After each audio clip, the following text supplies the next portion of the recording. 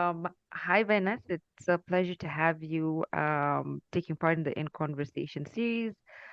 We've heard a lot of great things about you, and I just want to welcome you to this interview. And very excited to hear your insights on getting started in a conservation technology career across East Africa. And so maybe I'll just start off by asking you to maybe introduce yourself and tell us a bit more about what you do.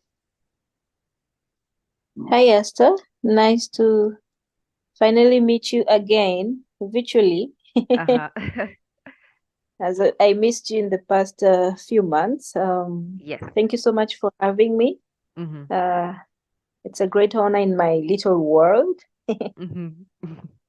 Um, so my name's Vainess Laizer from Tanzania, Mm-hmm. and I'm grateful to have met the Wild Labs team back in last year when they Yes. had like a women in conservation tech program in Tanzania.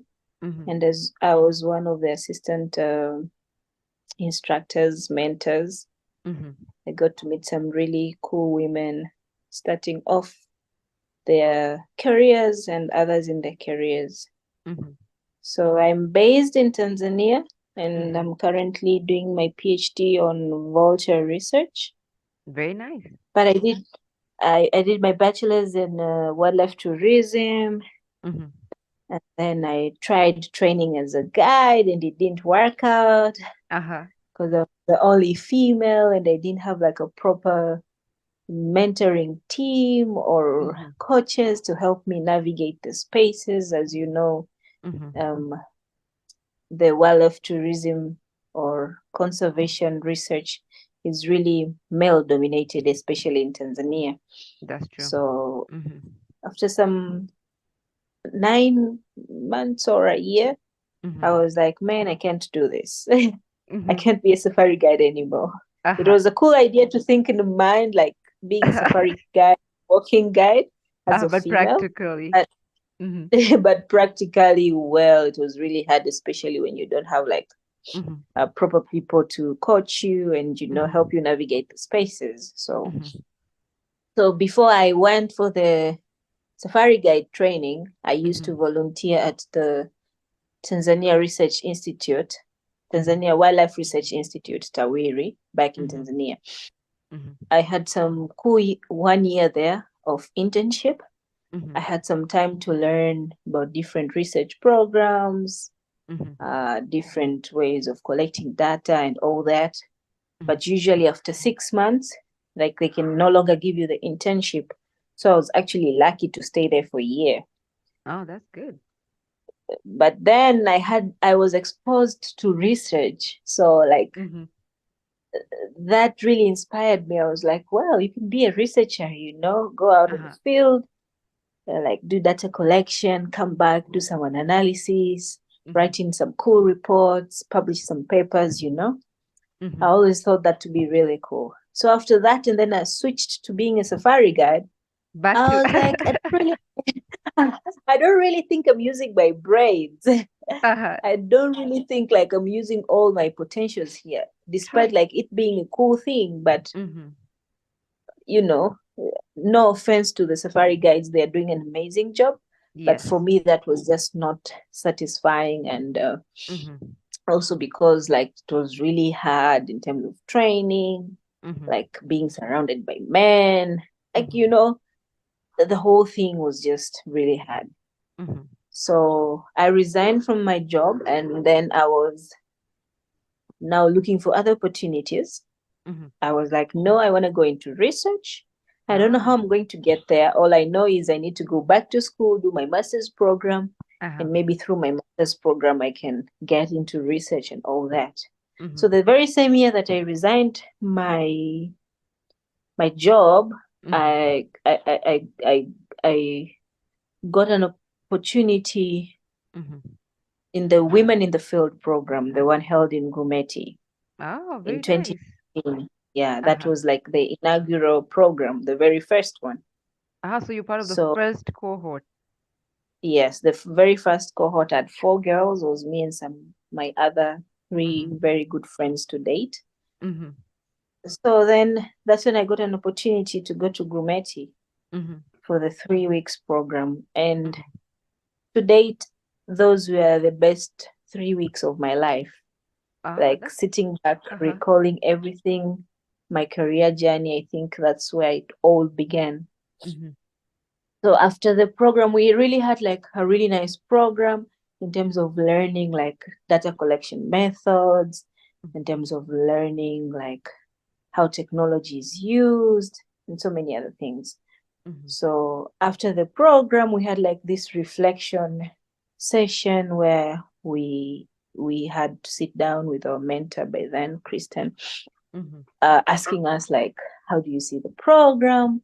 Like, Mm-hmm. what have you learned? What do you want to do? What do you want to do after here? You know? Mm-hmm. And so everyone had their own ideas, and I was like, I think I want to be a researcher. Uh-huh. And she was like, what are you going to do? I was like, I think I need to go back to school. I Yes. need to go and do my master's and then Mm-hmm. figure it out from there. And then she Yeah. was like, where would you want to go? I was like, I probably need a scholarship, maybe get Mm-hmm. out of country, or if Mm-hmm. it's not possible, I can still do it here. Mm-hmm. So she was like, good. And then she always had time to keep tabs on us, like, what's Mm-hmm. up, what's going on with you, if Checking it's in. school, if it's work, just checking in with the Mm-hmm. four of us. That's very nice. Yeah. So the next year in 2020, I think around early 2020 or mid 2020, Mm-hmm. she had collaborators come in from North Carolina Zoo Mm-hmm. and they wanted to do a vulture research. Mm-hmm. So they wanted to like have a student who can do vulture research and Mm-hmm. all that. So during the Women in the Field program, I was really good in birding because I was coming from just being a safari guide, like that Uh-huh. was my life. So Uh-huh. I was really good in birding. So when this opportunity came, she was like, You're the perfect I person know for it. someone. I know a person already. Uh-huh. I know a person. I know a person who can fit in. I'll just ask her if she's interested in vultures and if she's still interested in doing her master's. Mm-hmm. Then we can see how to support her here. And Mm-hmm. she can enroll in one of the Tanzanian university. And when she reached out to me, I was like, Mm-hmm. hell yeah. This is what I've been waiting for. This is what I wanted. This is what I've been waiting for. This is what I've been looking for. Amazing. So Mm-hmm. yeah, that's how it began. That's how Uh-huh. the culture masters research began Mm-hmm. back in the Grumeti in 2020. So I enrolled immediately in Mm-hmm. November 2020. Uh, I did my coursework and then did my fieldwork for 2 years Mm-hmm. and then finished my master's. Mm-hmm. I had an additional year in 2023 because we had some really interesting results from my vulture research. Mm-hmm. And now I'm enrolling my PhD and hoping Oh, to uh-huh. expand to a bigger part of the Serengeti ecosystem doing vulture nest surveys. So That is a great success story of, having a vision on what you want to do and then it actually materializing, and in yes, such an amazing way. yeah, I think we just need to get like the right path. You just need to know like this is the way Mm-hmm. and these are the people who can shape me to get there. Mm-hmm. And then everything just falls out into place. It might not come at the way Mm-hmm. you wanted it because initially I really wanted like to do my school abroad. Uh-huh. Uh, but then I didn't. Mm-hmm. I just did it here in at home in Mm-hmm. Tanzania, then in universities. And you still So had the results that you wanted. You still, it drove you yeah, towards the path that you still had e- in mind. exactly. It still drove me, and it still it has made me a really better Mm-hmm. person in terms of research and all that. That's really amazing to hear. And I think you've mentioned two things that I think are so important. You've mentioned having mentors and other women in the space. And you spoke about how being a safari guide was really hard because you weren't seeing other women in that space and you didn't have any female mentors to kind of help you. And then once you got into the Women in the Field program, how helpful it was because, you have this mentors and this group of women that are kind of encouraging you and supporting you and basically they're looking out for opportunities for you, which is so exciting to see how, like, Kirsten was able to let you know, hey, there's this really exciting opportunity that I think you're perfect for. And even that's way after you finished, the program with them, but she still has you in mind, and she's, seeing how that can be such a great pathway, for your career. So, how important do you think it is for women to participate in such programs? So like women in the field that's done by, Grumeti, and also like the Women in Conservation Tech program that we do at Wild Labs in partnership with Grumeti Fund. How important are such programs and having that female mentorship, especially in spaces like conservation tech? Um,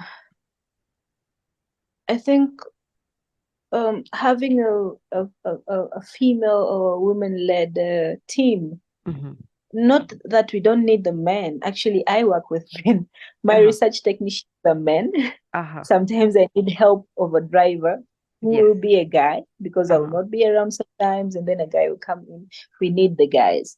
True. But then, as young people in our careers in Mm-hmm. in in in industries that are really male dominated, I Mm-hmm. think it's quite important to have females because Yes. they have navigated these spaces, they Mm-hmm. have gone through the challenges, they Mm-hmm. know what's happening. So Mm-hmm. at the end of the day, they know how um, they know how to lead people, they Mm-hmm. know how to teach people to get out there, Mm-hmm. like these challenges are going to be there, but this is how I faced them. But I also Mm-hmm. feel like this was a wrong way to do it, Mm-hmm. so maybe if you do this way, and then Mm-hmm. you're going to navigate your spaces even better. But also having these women in the cycle already, they Mm-hmm. already have the cycles, they already have connections, they Mm-hmm. already have people they talk to, whether be it females or males. They already Mm-hmm. have a whole community they've built up through their Mm-hmm. careers. So it's easier to feed the junior generations into these Mm-hmm. spaces that we have the wild labs, we have the women in the field, we have a program maybe in the Oxford University that does this.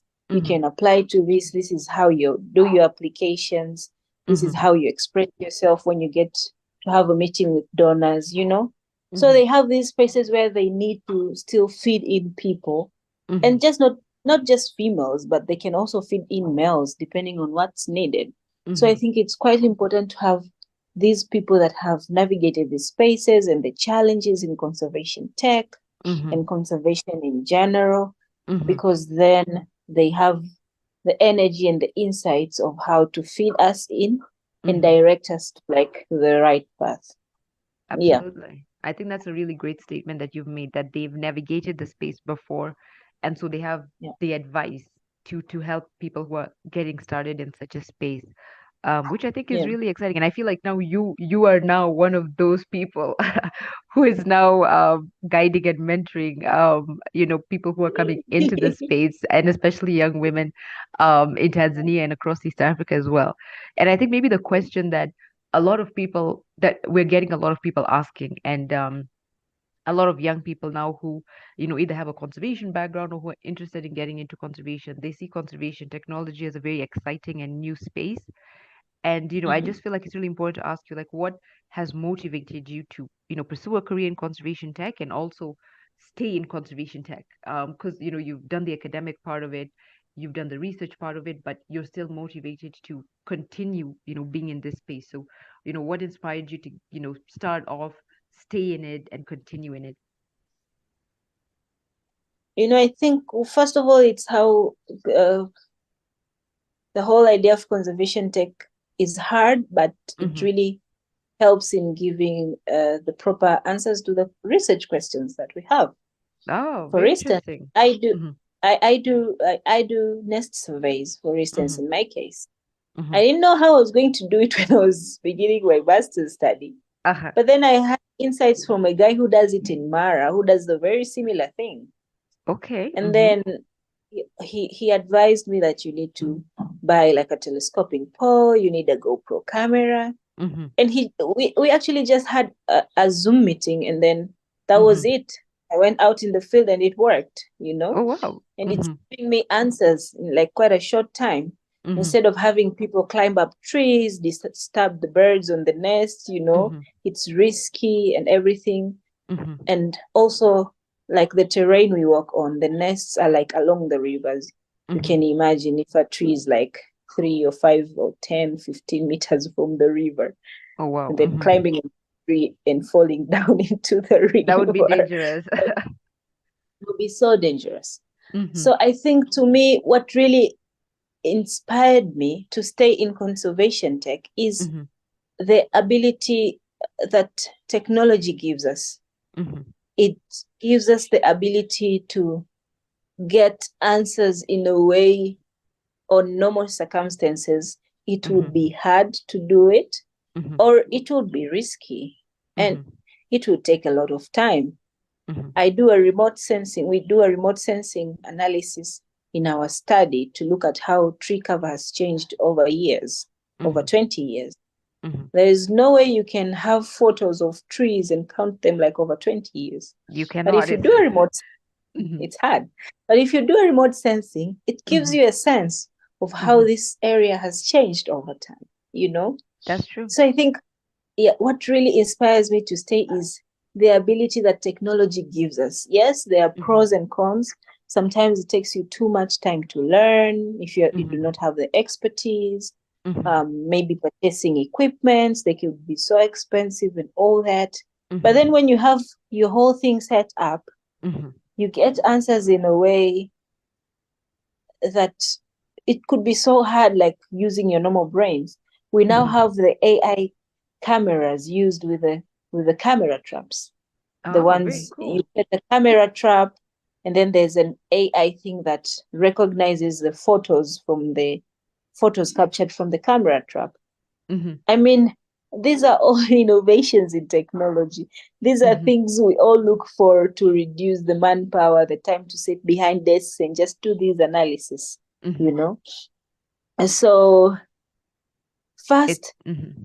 because I was introduced to these female scientists, they had Ah. ideas Mm-hmm. about things, Mm-hmm. and then they introduced me to the technology. And then the Mm-hmm. technology just does my life It. becomes so simple.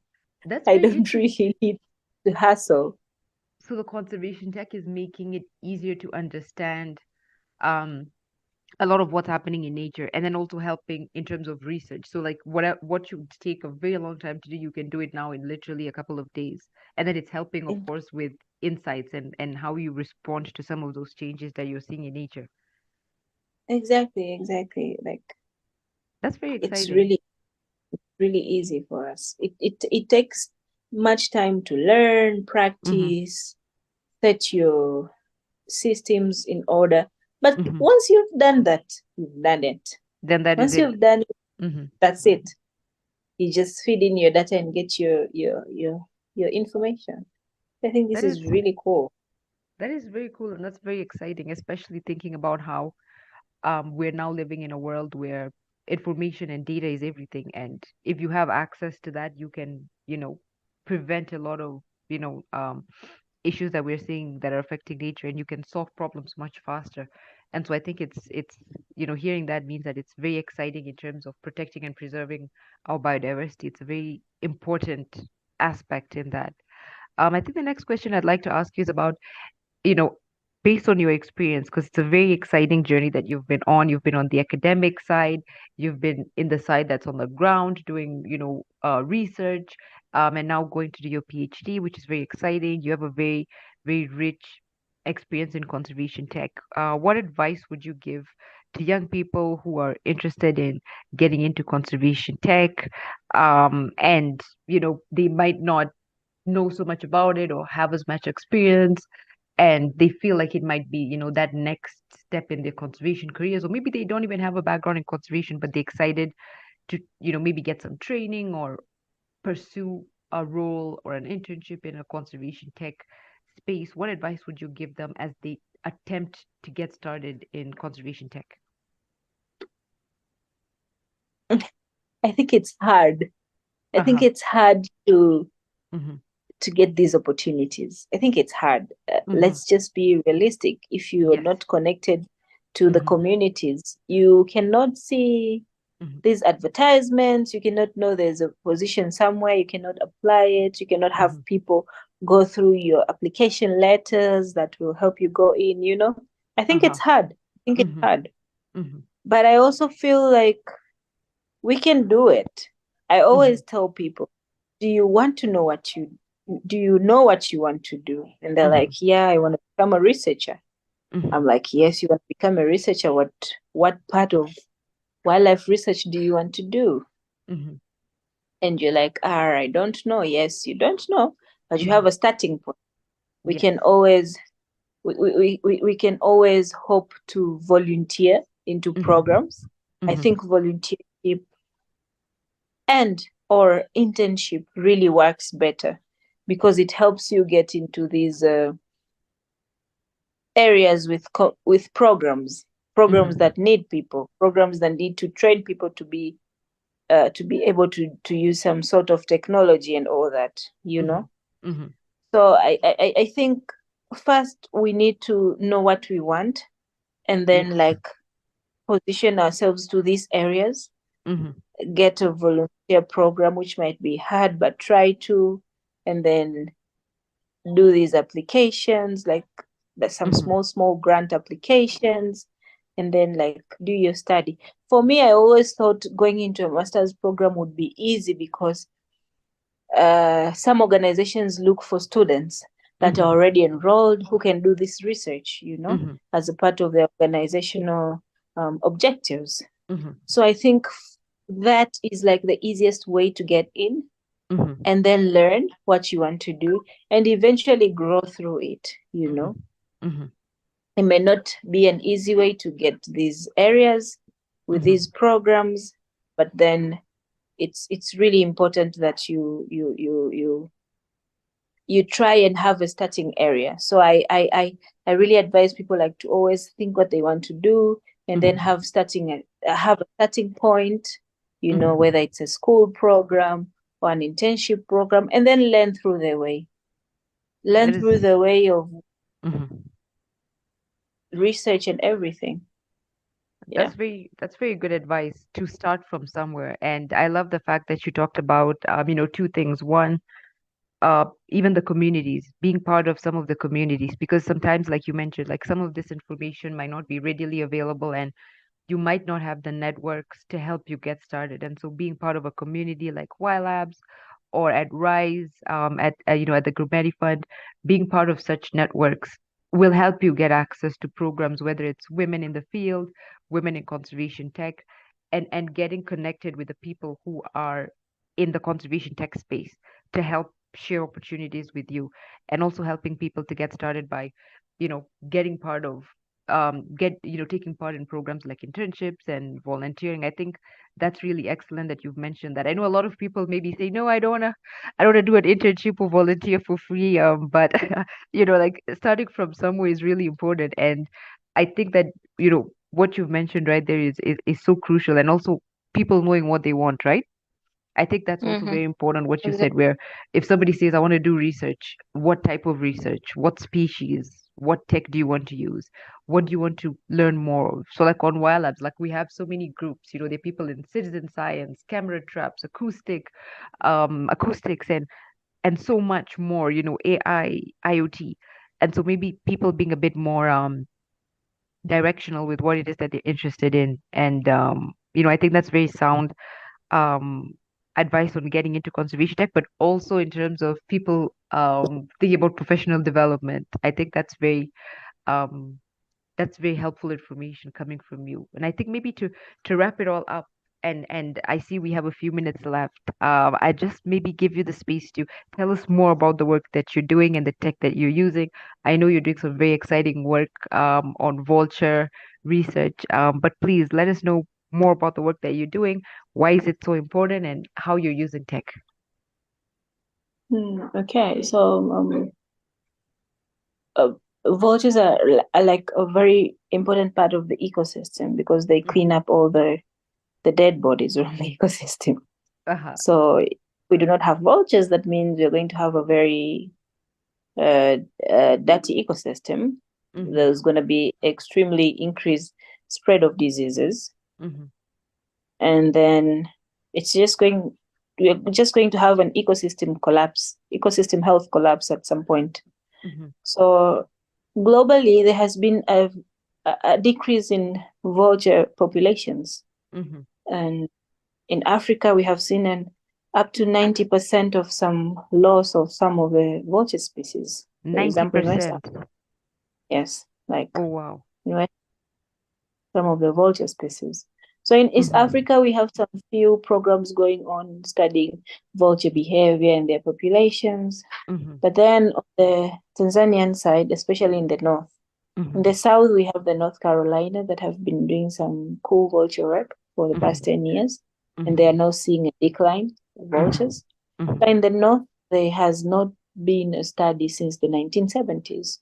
Oh, And wow. there came Hero to study it all over again. Mm-hmm. Um, so my study looks at the breeding patterns of the white-backed vultures, which are Uh-huh. the common vultures we see in the ecosystem Mm-hmm. in Serengeti. Mm-hmm. So what we do is we visit nests during their breeding season, Mm-hmm. which is usually from March to September, October. Mm-hmm. But then we visit the nest like every other 6 weeks Mm-hmm. because we cannot manage to do the surveys continuously Mm-hmm. because of weather, resources, but also like the disturbance will cause to the nests. That will be really Mm-hmm. bad. So Mm-hmm. what we actually do, we have a telescoping pole that's 18 meters long, Oh, and uh-huh. then we mount a GoPro camera Mm-hmm. on this telescoping pole Mm-hmm. because vultures are known, white-backed vultures are known to prefer nesting along the rivers on a Mm-hmm. very tall tree, Mm-hmm. 15 meters above. Mm-hmm. So we use this telescoping pole and the GoPro camera that is controlled by our phone or tablets, Okay. get the image of the nest contents, whether it's an Mm-hmm. egg, whether they're now preparing the nest to lay, Mm-hmm. whether they're chicks or fledged chicks, you know. Mm-hmm. So you see some of my photos and see like some really beautiful Yes. chicks in nests. Yes. Yeah, that's Your pictures are really great. that's the work of the GoPro camera we do. So we do this like Mm-hmm. every year, surveying the nests that we have Mm-hmm. located along rivers. Mm-hmm. And each year we try and expand this area to a bigger area in the Serengeti ecosystem so as to Mm-hmm. understand the breeding patterns, the breeding success, because at the end we have a breeding success rate. Mm-hmm. As we had a 29 breeding success, Mm-hmm. that's really low because the chicks are known to survive approximately 70%. Mm-hmm. But then we had a 29%, which was really That's low. quite low. So we now still do the surveys, and we Mm-hmm. also try to add another camera component to see the nest failures. Like sometimes you find Mm-hmm. eggs and chicks, and then you don't find them in the next survey. Like what really Oh. happened during the Mm-hmm. breeding season. So we want to have a component where we can put camera traps on the Mm-hmm. nests and then like see what happens throughout. That's very exciting. Yeah. We also It, do like a mm-hmm. remote sensing analysis to check over the tree cover changes over time to Mm-hmm. see how much this has affected the nesting patterns of the vultures. So it's some really straightforward Mm-hmm. technology. But It's that's not, really cool. It's exactly what you mentioned about being able to use tech to understand things more and in a short period of time and maybe get a clearer picture of what's happening and what is affecting the breeding patterns of vultures in that part of the Serengeti, which is extremely exciting. And I think it's the straightforwardness, I think, is the exciting part because it then shows how, it can be used for a direct purpose and have yeah, direct results in the research that you're doing, which is very, very exciting. All right. yeah, I think we have come to the end of the interview, but it's been an absolute pleasure speaking with you, Vi, and I think you have such great insights in getting started in conservation tech and how people can do that, whether it's joining a community, becoming part of a community that has the people um, that can set the foundation for you in conservation tech, or getting involved in a volunteership or an internship, and also knowing what you want, I think, and being very intentional about how you go about it. I think, it's had great success for you. And I think you are a mentor now in this space. And I think people should reach out to you, who need, some guidance, some motivation and inspiration to get started. But I think you're doing excellent work. And I think you're a great pioneering force in women in conservation tech across East Africa. So thank you so much for your time. Thank you so much, Esther. It was a pleasure talking to you. And yeah, I hope to have more women in the space in the future. Absolutely. Thank you so much.